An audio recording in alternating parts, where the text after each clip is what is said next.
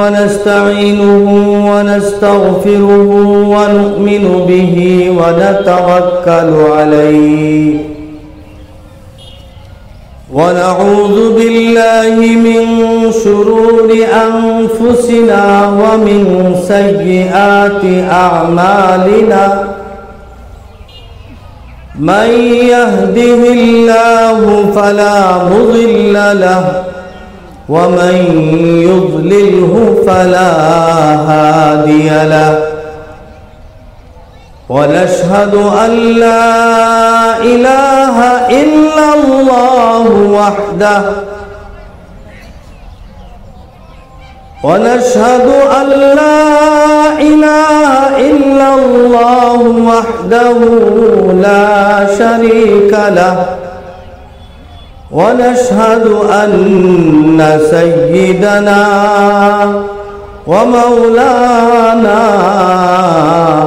محمدًا عبده ورسوله صلى الله تعالى عليه وسلم. قال الله تعالى في كتابه المجيد والفرقان الحميد: أعوذ بالله من الشيطان الرجيم. بسم الله الرحمن الرحيم. اليوم يحمى عليها في نار جهنم فتكوى بها جباههم وجنوبهم وظهورهم هذا ما كنزتم لأنفسكم فذوقوا ما كنتم تكنزون. صدق الله العظيم. محترم সদরে জলসা এবং এই ঈদগার সভাপতি সাহেব, উপস্থিত উলামায়ে কিরাম, হুফাজানে ইজাম, আমার মুবাল্লিগ হযরত, আমার বাপ তুল্য মুরব্বী সকল এবং আমার সমবয়স্ক বন্ধুরা, আমার আওয়াজ যতদূর পর্যন্ত যাইতেছে অত দূর পর্যন্ত মা বোনেরা, প্রশাসনের লোক, সাংবাদিক বন্ধু সকল এবং ছোট ছোট দিন এবং ইসলাম ধর্মে বুলবুল আমার ছাত্রবৃন্দ সকল, বন্ধুগণ, আজকে ঈদ উল ফিতরের দিন। ঈদ শব্দের অর্থ হলো বারে বারে ঘুরে ঘুরে আসা, আর অন্য একটি অর্থ হলো খুশি। দুইটা একসাথে যদি আমরা করি তার অর্থ হয় ওই খুশি যেটা বছরে প্রতি বছরে বছরের বছর ঘুরে ঘুরে আসে, ওই খুশির দিন। কিন্তু কিতাবে লেখা হযরতে উমরে ফারুক রাদিয়াল্লাহু তাআলা আনহু যখন আমিরুল মুমিনিন ছিলেন, এমতন ঈদুল ফিতরের দিন ঈদের নামাজের আগে আগে উনি ওনার হুজরা মুবারকে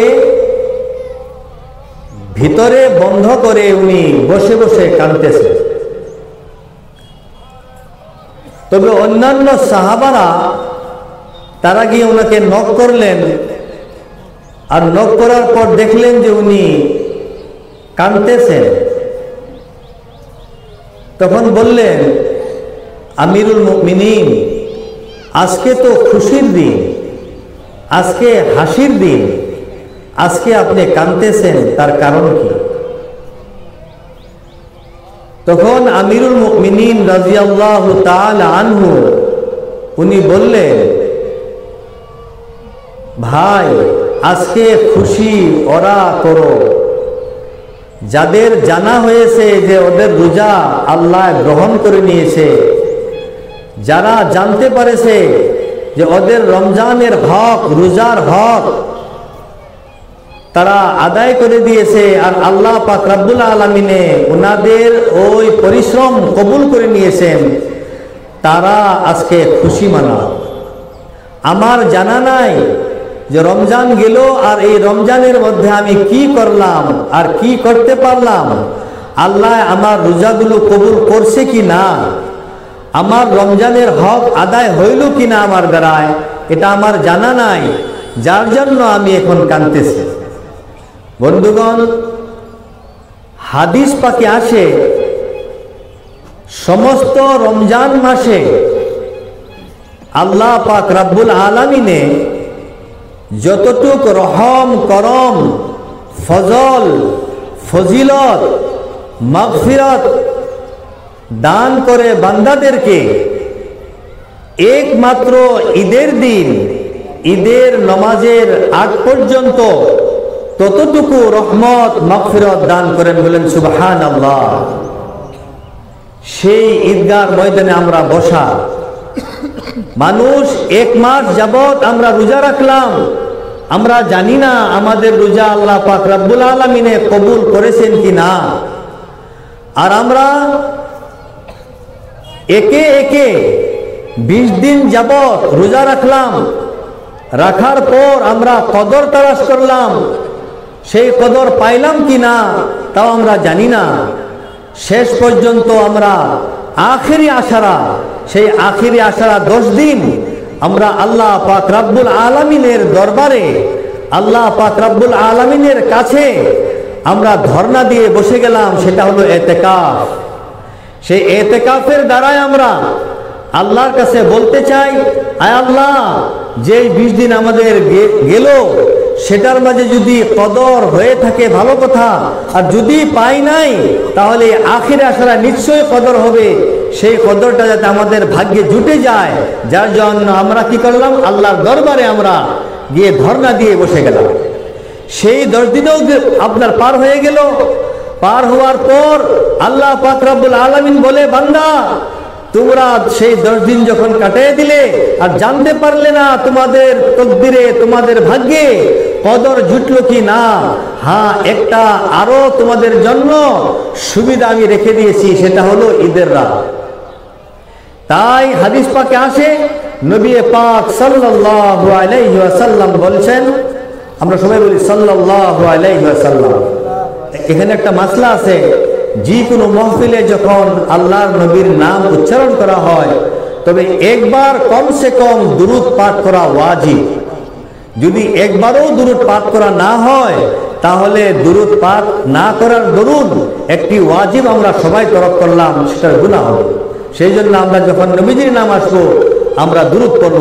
আর হাদিস পাকে নবীজি বলেন, যখন আমার নাম কোনো মানুষের সম্মুখে উচ্চারিত হয় আর আমার নাম শোনার পরেও যদি সে দুরূদ না পাঠ করে তাহলে তার মতন বখিল এই আসমানের তলে, জমিনের উপর আর কেউ হতে পারে না।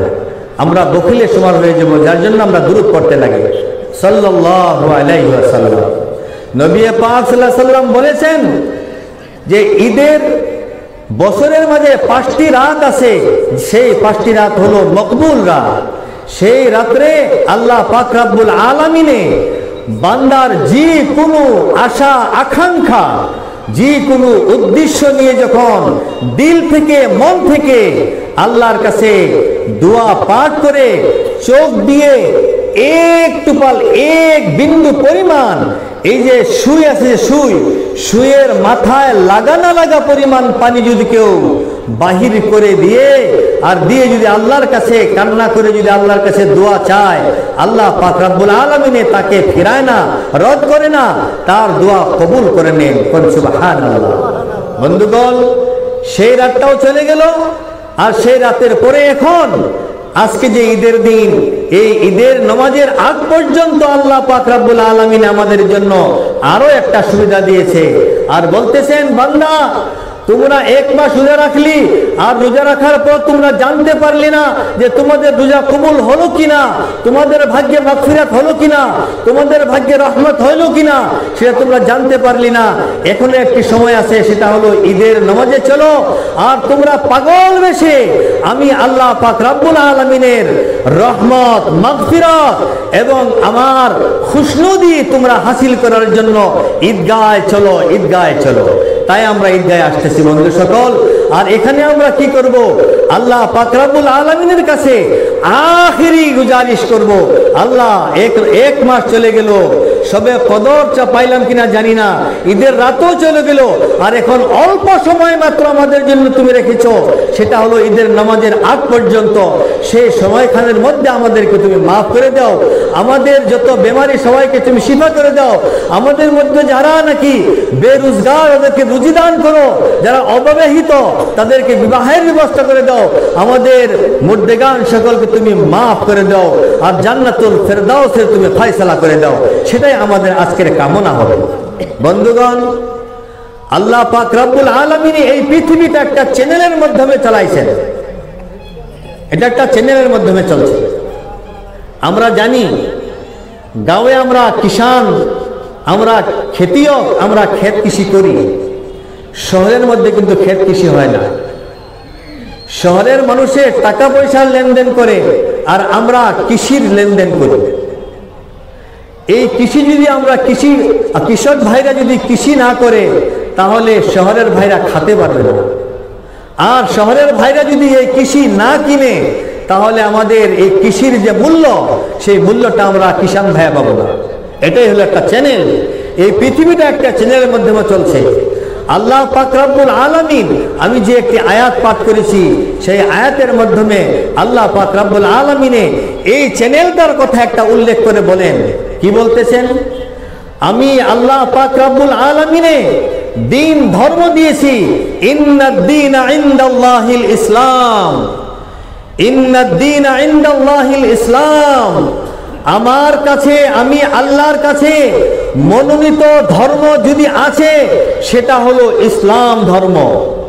মনোনীত ধর্ম মানে আমি যেই ধর্মকে স্বীকৃতি দিয়েছি, সেই ধর্মটাই হলো ইসলাম ধর্ম।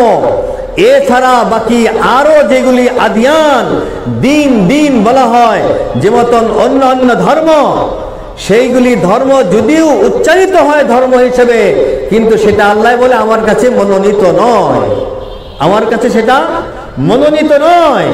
বান্দা তারা নিজের মধ্যে এটা মনোনীত করে নিয়েছে, যদিও আমি আল্লাহর কাছে একমাত্র মনোনীত ধর্ম হলো ইসলাম ধর্ম। সেই ইসলাম ধর্মের মাঝে 5টি তার শরাইত আছে। সেই শর্তগুলি যদি কেউ মানে চলে, তাহলে সে ইসলাম গ্রহণ করলো। সেই 5টি শর্ত যদি কেউ মানে না চলে, তাহলে সে মৌখিক যদিও ইসলামের দাবি করবে, কিন্তু সে ইসলাম ধর্মের মধ্যে হবে না। আল্লাহ বলেন, আল্লাহর নবীজি বলেন, সে ইসলাম থেকে খারিজ হবে, বঞ্চিত হবে, দূরে থাকবে। সে ভাববে যে আমি মুসলমান, আর মুসলমান হয়ে গেছি, ইসলাম ধর্ম কবুল করে নিয়েছি, সে ধোঁকার মধ্যে থাকবে, কেননা তার মধ্যে ইসলামের কোনো কিছু থাকবে না।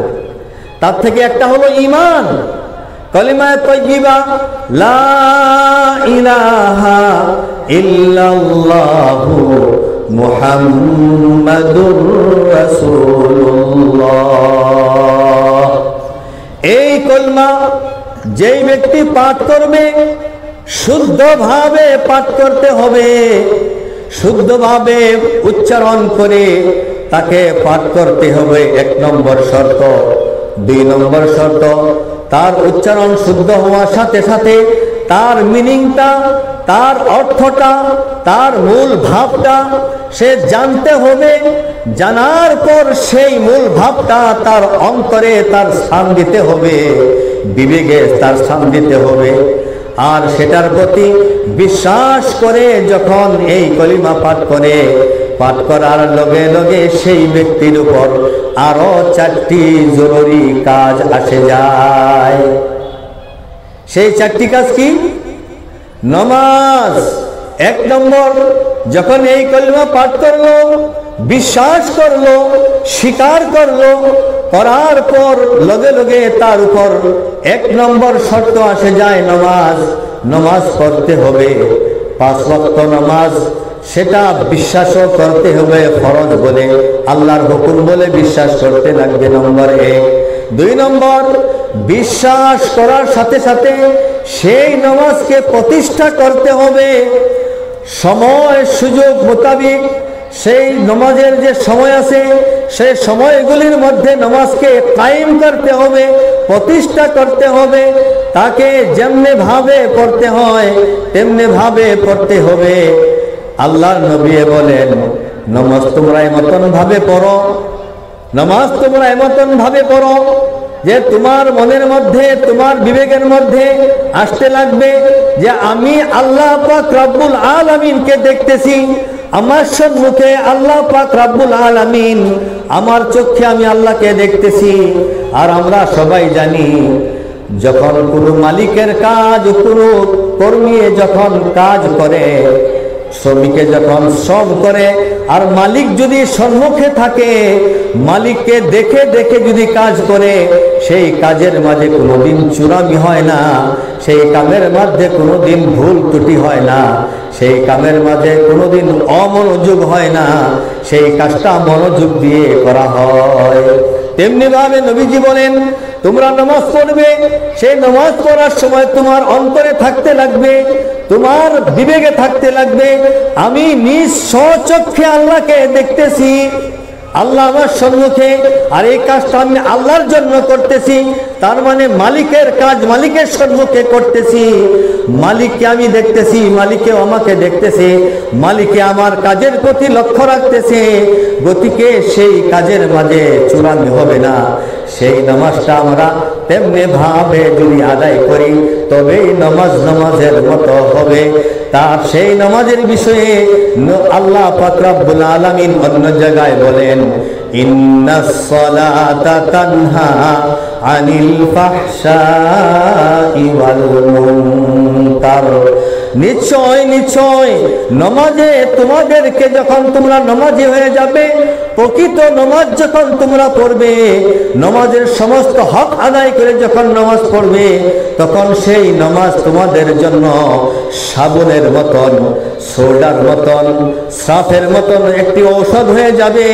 তোমাদের সমস্ত গুনাহগুলি সেই নামাজে ধুয়ে সাফ করে দিবে। তোমাদের দ্বারায় কোনোদিন অসৎ কাজ আর হবে না। নামাজি হওয়ার পর তার দ্বারায় কোনোদিন মিথ্যা কথা উচ্চারণ হয় না, তার দ্বারায় ধোঁকাবাজি হয় না, তার দ্বারা জিনা হয় না, তার দ্বারা শরাবি হয় না, শরাব পান করা তার দ্বারায় সম্ভব হয় না, তার দ্বারায় নবীর সুন্নতের খেলাফ কোনো কাজ তার দ্বারাই হতে পারে না। কেননা নামাজে তাকে এই সমস্ত খারাপি থেকে, বুরাই থেকে তাকে বিরত রেখে দেয়। কিন্তু নামাজটা